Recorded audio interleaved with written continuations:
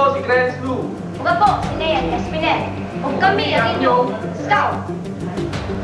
Mga uluhang tudling sa balita. Mga uluhang tudling sa balita.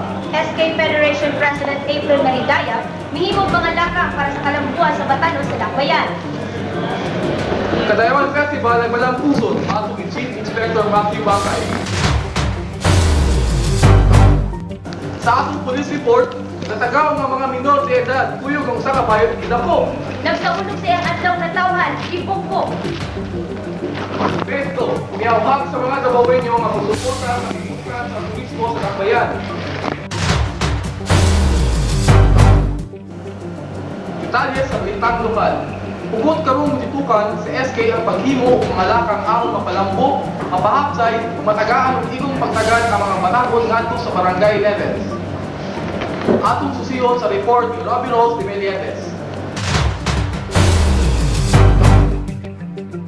Seryosong miauhag si SK Federation President April Maridayap ngadto sa mga batan-o sa Dakbayan nga mopartisipar ang magpakabana sa mga proyekto nga giandam kanila.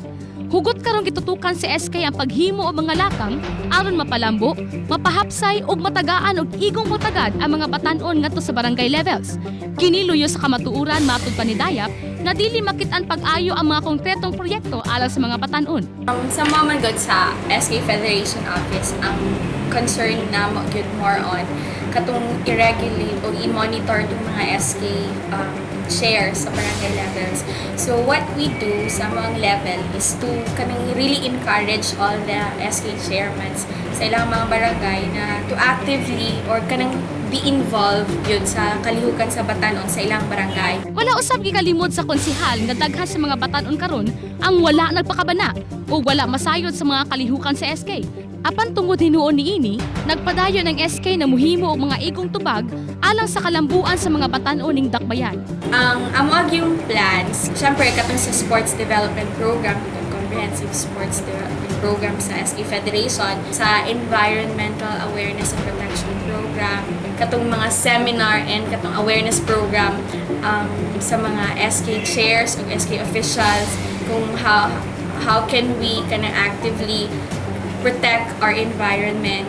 Nang hinaot pod si Dayap nga ang ilang gimugna nga mga programa mahimong epektibo ngadto sa mga batan-on. Sa tan-aw na mo effective siya kay like for example, past SKs ang ilahang age kay mas more matured sila. But right now, tan-aw na makatabang siya kay mas ma-realize man nila kung unsa to ilahang task. Unsa gani ilang pwede mabuhat para sa kaayuhan sa kabatanunan. Gikan dinhi sa sangguniang panglungsod, ako si Robbie Rose de Melietes, ang inyong nahimong scout.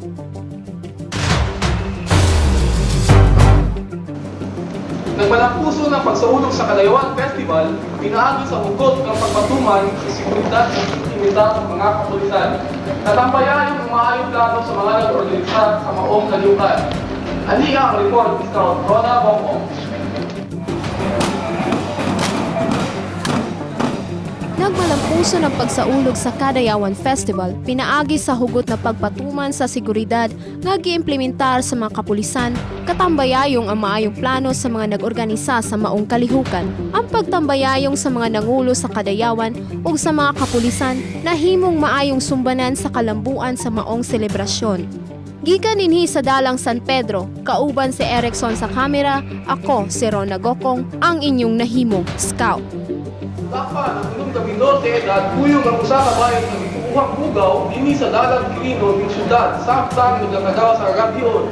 Lugar detalye ni Joyce Yap. Nadakpan sa Mobile Patrol Group ang unom ka mga minor de edad. Kuyog ang usa ka bayot nga gitahong bugaw dinhi sa Dalang Quirino nga nagsuroy-suroy sa 10 oras sa kagabion. Pasado alauna sa gabi niya adtong Sabado, nadakpan ang unom ka mga minor de edad. Kauban ang usa ka Jerry Concepcion Rojas, 20 anyos, katahong nagbugaw niining mga kabatan-una. Ang kaso sa mga nadakpan gidala dayon sa WCD or Women and Children Desk aron sa formal na paghanay sa kaso.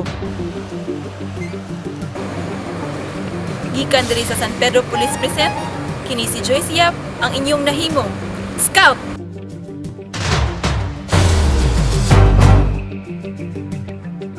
Alas 2 sa kadlawon ni adtong Sabado ning dangop sa Santa Ana Police Station ang biktimang si Cornelio Malasigan, 42 anyos og nagpuyo sa Purok 36-C Boulevard ning Dakbayan. Human gibukbok sa iyang duha ka bisita. Ang duha ka suspetsadong giimbita lamang sa igagaw sa biktima nga mao sila Rolando Calamba, 37 og kauban niining si Felicito Mendez, 39, pulos nagpuyo sa Boulevard. Matod pa sa biktima, human nga iyang gibadlong ang mga suspetsado tungod sa pagminaoy niini, kalit lamang mikuha kini og baso og gipokpok sa iyang ulo hinungdan sa pagkuyog sa dugo sa iyang ulo. Ang biktima ni dangap dayon sa balay tambalanan, samtang ang mga suspetsado nagtingkagol karon sa Santa Ana Police Station. Gikan diri sa Santa Ana Police Station, kini si Joyce Yap ang inyong nahimong scout. Ibantog sa pinakaunang higayon ang Barangay Kapitan 76-A human himo og mga lakang aron mapaubsan ang kriminalidad sa iyang barangay. Alang sa dugang detalye, Cherry Paracueles.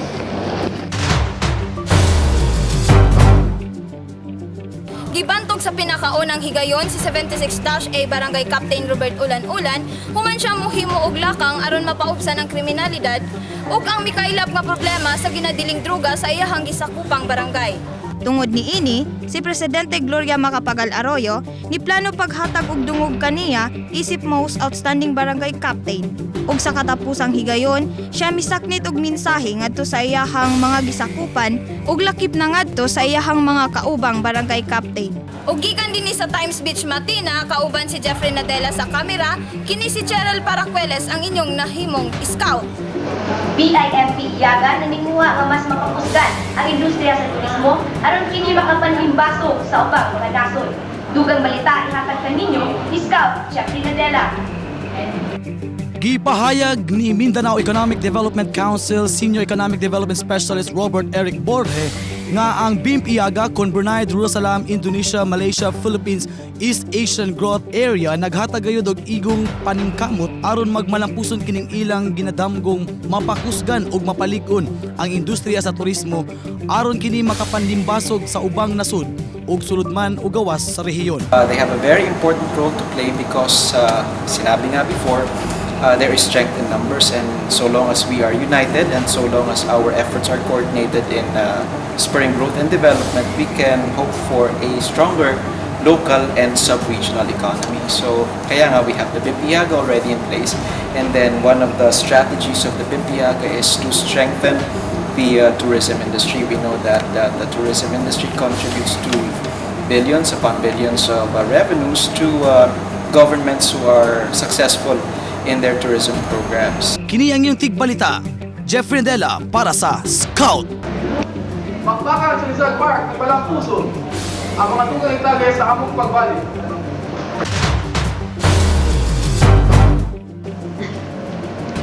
Bakbakan sa Rizal Park ng Balampuson, dugang itagay ihatag kaninyo sa maabdikong sportswoman Diana Christine Tabaranza. Usa sa gikinamang atraksyon sa selebrasyon sa Cagayan Festival mao ang boxing nga gipasiugdahan sa Revicon. Ang maong dula gilangkuban sa mga 30 ka mga boksingero nga naggikan sa mga nagkalilaing syudad ug lungsod sa Mindanao. Singgit sa katawan nga naghatag og suporta sa mga partisipante ang madungog sa Rizal Park, kundiin asa gipasiugda ang torneo. Wala tagda ang kainit sa adlaw ug ang kaguot sa pagdinut-duutay aron lamang makasaksi sa maong away. Ang mga mosunod ang maong nakadaog sa bakbakan sa Rizal Park. In Gilbert Moralde, Raymal Jamale, Alfredo Azucena, Dave Ang, Mike Mirafuentes ug Granje Mamalyas. Para sa Sport News, kini si Diana Christine Tabaranza ang inyong nahimong scout. Alam sa balitang sikat, gilingaw ni Paulo Santos sa mga Dabawenyo, pinaagi sa iya kapuy-puyong mga awit.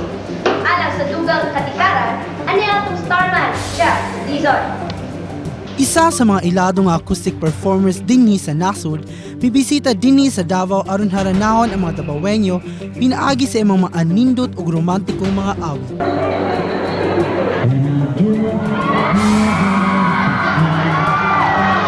Ang mga tao nagsugod og paninggit o panyagit sa diyang nakita nila si Paulo Santos. Gilingaw pagyud og maayo ang mga Dabawenyo ni Paolo Santos, human nga gi-impersonate niya ang tingog sa Indigo Girls nga Power of Two ug Loving You ni Lani Misalucha.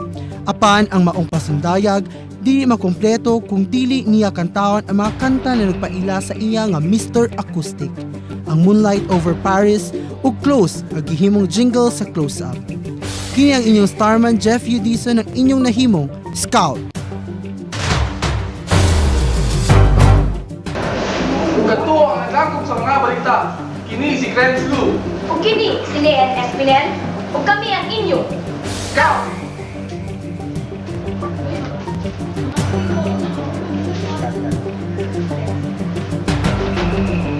Ganda.